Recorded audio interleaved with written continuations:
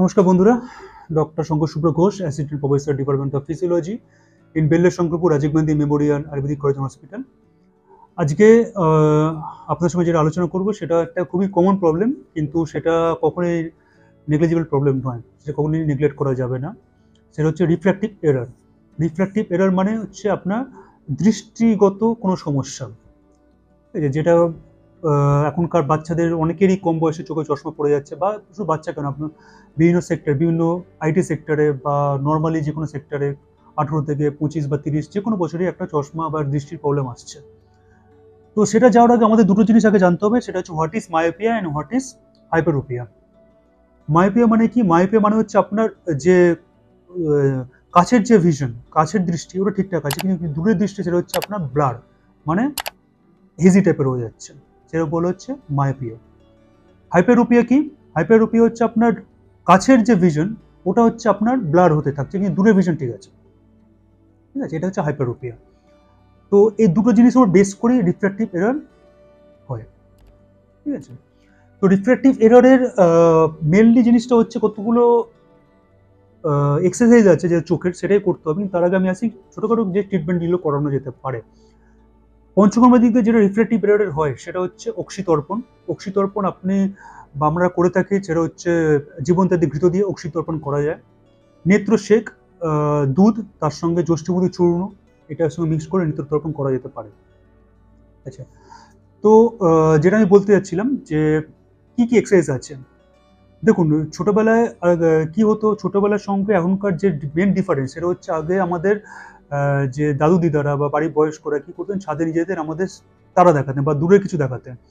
এখন কি হয়েছে, এখন সেটা হচ্ছে কংক্রিটের মধ্যে আমরা আবদ্ধ হয়ে গেছি। দূরের গাছপালা বা দূরের কোনো সিনারি দেখা বা চারপাশে গাছপালা সবুজ জিনিস পাওয়া তো এখন অলমোস্ট জিরো। তো সেক্ষেত্রে কি করতে হবে, সেক্ষেত্রে আমাদের যেটা করণীয় সেটা হচ্ছে চেষ্টা করতে হবে যে যতটা সম্ভব দূরের জিনিস দেখার চেষ্টা করতে হবে। সেটা আপনি বাড়ির ছাদে গিয়ে করতে পারেন বা বাড়ির ব্যালকনিতে গিয়ে করতে পারেন। যত সম্ভব চেষ্টা করবেন দূরেতে দেখা, দূরেতে ফোকাস করার, নিজের চোখটাকে এমন ফোকাস করবেন যাতে যত সম্ভব দেখা যায়। একটা। 2 নম্বর হচ্ছে আপনাকে এক্সারসাইজ করতে হবে সাইড টু সাইড রোটেশন, মানে ডান দিক টু বাঁ দিক, বাঁ দিক টু ডান দিক। ঘাড় নয়, আপনার চোখ যাবে, মানে আপনার ঘাড় স্টেবল থাকবে, আপনার চোখ শুধু সাইড টু সাইড রোটেট হবে। এটা সেম আপনার ফরওয়ার্ড অ্যান্ড সাইড ওয়েজ, মানে সামনে সাইডে, এরকমভাবে আপনার একটা এক্সারসাইজ, মানে সাইড টু সাইড এবং ফরওয়ার্ড টু সাইড, এই একটা হলো। দেন আপনি আপওয়ার্ড অ্যান্ড ডাউনওয়ার্ড মুভমেন্ট, মানে একবার উপর দিকে তাকাতে হবে, একবার নিচের দিকে তাকাতে হবে, এই একটা। এবং rotation of the eyeball, rotate করতে হবে আইবলটা, জাস্ট লাইক এ হুইল, এরকম রোটেশন করতে হবে আপনাকে। এবং চেষ্টা করবেন সূর্যের দিকে যতটা সম্ভব সকাল 9টাতে মনে হয় তাকাতে, না 12টার সময় সূর্যের দিকে তাকাবেন না, সকালে আর্লি মর্নিং চেষ্টা করবেন সূর্যের দিকে ফোকাস করে তাকানোর জন্য। কেন সূর্যের দিকে তাকানো মানে লোকে ভুলবে রাত দুপুর 1টার সময় তাকাবে পরে দৃষ্টিগত প্রবলেম হলে বলে আপনি তো বলেছেন, একদমই নয়। সূর্যের দিকে তাকানো মানে এটা হচ্ছে সকালবেলা, আর্লি মর্নিং, এটার ক্ষেত্রে। তো এগুলো তো আই এক্সারসাইজ হলো। কি করবেন না আর কি করবেন, মানে আপনার রেজিমেন্ট কি থাকবে?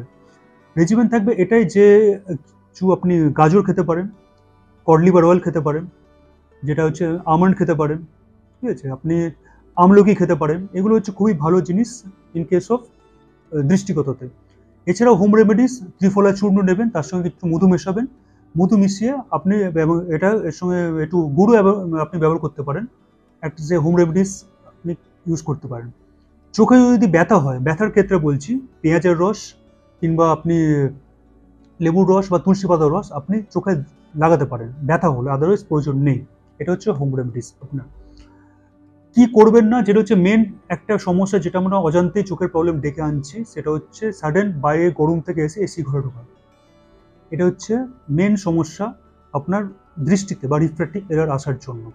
তো এটা যত সম্ভব অ্যাভয়েড করার চেষ্টা করবেন। গরমকালে সাডেন বাইরে থেকে গরমে 45 ডিগ্রি টেম্পারেচার এসে 22 ডিগ্রি টেম্পারেচার ঢুকবেন না, কারণ এতটা টেম্পারেচার যখন ভ্যারিয়েশনস হবে আপনার কিন্তু শুধুমাত্র বডিতে না, আপনার কিন্তু আইসাইটের প্রবলেম হবে। দ্বিতীয়ত, খুব কাছ থেকে মোবাইল বা টিভি বা এগুলো দেখা বন্ধ করুন। একটা মিনিমাম 6x6 ডিস্টেন্স রাখবেন, একটা যাতে 6 একটা ডিস্টেন্স থাকে। এবং 2 ঘন্টার বেশি কন্টিনিউ চেষ্টা পড়ার জন্য, বা স্টুডেন্টদের ক্ষেত্রে বলছি, কন্টিনিউ 2 আওয়ার, 2 ঘন্টা বা 2.5 আওয়ার্স পরে একটা ব্রেক নেবেন, কন্টিনিউ পড়ার কোনো মতে প্রয়োজন নেই। তো এগুলো যদি করতে থাকেন তো রিফ্র্যাক্টিভ এরার কমার বা না ঠিক হওয়ার কোনো বড় ব্যাপার নয়। এছাড়াও যে মেডিসিনস, জাস্ট একটা প্রিকশন হিসেবে বলে দেওয়া দরকার, সেটা হচ্ছে আপনি অশ্বগন্ধা চূর্ণ 2 গ্রাম, সপ্তামৃত লৌহ, পিপুলি চূর্ণ তার সঙ্গে মিক্সড করে আপনি দুধের সঙ্গে খেতে পারেন। মহাতৃফলনের ঘৃত খুব ভালো ওষুধ। অফথা কেয়ার আই ড্রপ বা আমাদের যেটা ব্রহ্মায়ুর্বেদের নেত্রসানের রস, প্রত্যেকটা খুব ভালো কাজ করে আপনার চোখের প্রবলেমের জন্য। জাস্ট একটা অ্যানাউন্সমেন্ট শেষ করার আগে, এটা হচ্ছে আগামী মাস থেকে, অর্থাৎ জুন মাস থেকে আমাকে আপনারা পাবেন বহরমপুরে। তো বহরমপুরে যদি কেউ পেশেন্ট থাকে বা কেউ যদি ওখানকার কোনো পেশেন্ট আমাকে দেখাতে ইচ্ছুক হন বহরমপুর সাইডে, তো অবশ্যই আমাদের হেল্পলাইন নম্বর নিচে শো করছে স্ক্রিনে, সেখানে যোগাযোগ করবেন। কখন দেখাবেন, কীভাবে অ্যাপয়েন্টমেন্ট পাবেন সেটা আমাদের গাইড করে দেওয়া হবে আমাদের পক্ষ থেকে। এবং আমাদের কিছু বাংলাদেশ থেকে পেশেন্ট আমাদের সঙ্গে যোগাযোগ করছেন আমাকে দেখানোর জন্য, আমাদের বোমরাবদা আসার জন্য। তো তারা কিভাবে আসবেন, তারা একটা মেন কোয়ারি থাকে তাদেরকে। তো সেজন্য যে হেল্পলাইন নম্বর নিচে নাম্বার শো করছে, আপনারা যে কোনো মুহূর্তে ফোন করতে পারেন। আপনাদের এখানে এসে কি করে আমাদের সঙ্গে অ্যাপয়েন্টমেন্ট করবেন সেটা যত সম্ভব আপনাকে গাইড করে দেওয়া হবে, সে বিষয়ে কোনো প্রবলেম হবে না আমাদের পক্ষ থেকে। তো আজকে এই পর্যন্তই। ভবিষ্যতে আরও অনেক ভালো ভালো অনুষ্ঠান নিয়ে আপনাদের সঙ্গে উপস্থিত হবো। নমস্কার।